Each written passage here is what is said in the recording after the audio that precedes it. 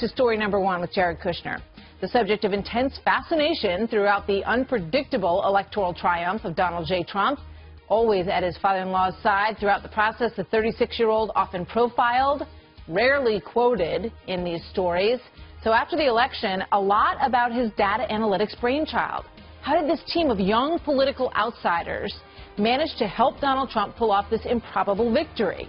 Now, concerns about the interactions with those bots and with these programs and with the Russians leading to speculation that maybe there was coordination between this Facebook analytics and Twitter and all of this, and the mysterious role of bots. What are they? How do they work? Flooding social media, influencing people's opinions. So the reporters at the White House today got only this.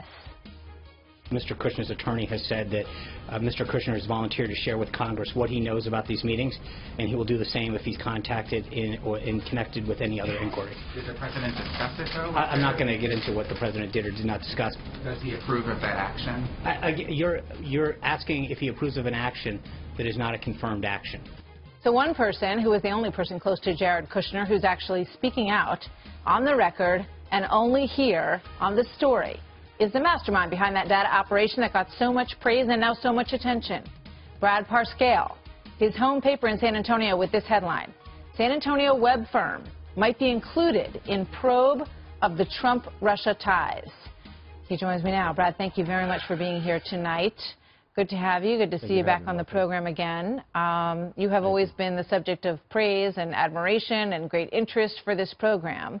So now the question, now that it becomes more clear that the Russians were very involved in data, very involved in pushing things onto Facebook, pushing things onto Twitter, everyone wants to know if your work was intertwined in any way, shape, or form with theirs.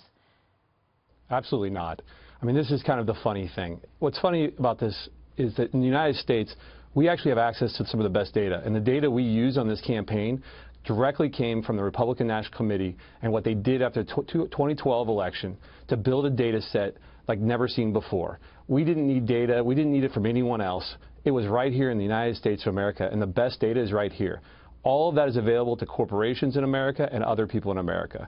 And that is already something that is being done by companies and something we did. We use things we have.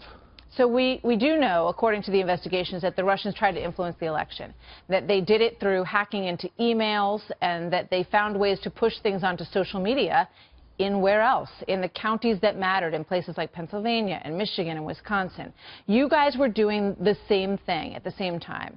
Do you think, and did you ever notice anything strange? Did you ever notice, sort of floods of information, or these bots that are computer generated, which push thousands of bits of information onto Twitter and Facebook? Did you ever go, that's kind of weird? What's happening with that? Yeah.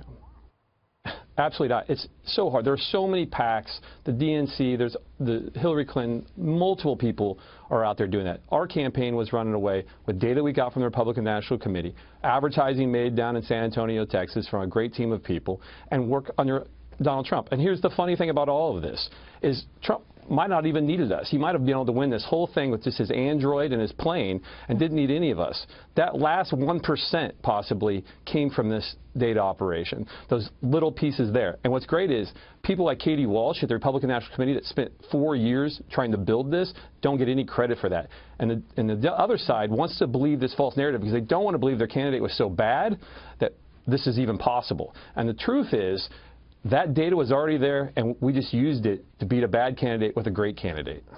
All right. In terms of Jared Kushner, who you know well, I know you worked closely with him, and he brought you into the campaign because he liked the work, and Ivanka Trump liked the work that you'd done for them on other things. What do you make of the fact that he is now part of not the investigation, I mean, they're interested in talking to him, and he has said he's very willing to do so?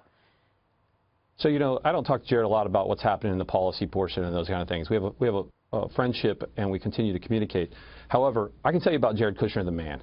This is a guy that truly cares about myself, everybody on the campaign, is intelligent. When you walk into a room with him, it's amazing what people around him, the way they respond to him. He's highly intelligent, cares about this country, and is truly a loving person. It's the hardest thing for me to almost watch this because I really like the man. And he is a person that cares every moment about different people. And you just hate to see that happen to good Americans and people who want to move the country forward. He wants to support his father-in-law. And I just can't believe it.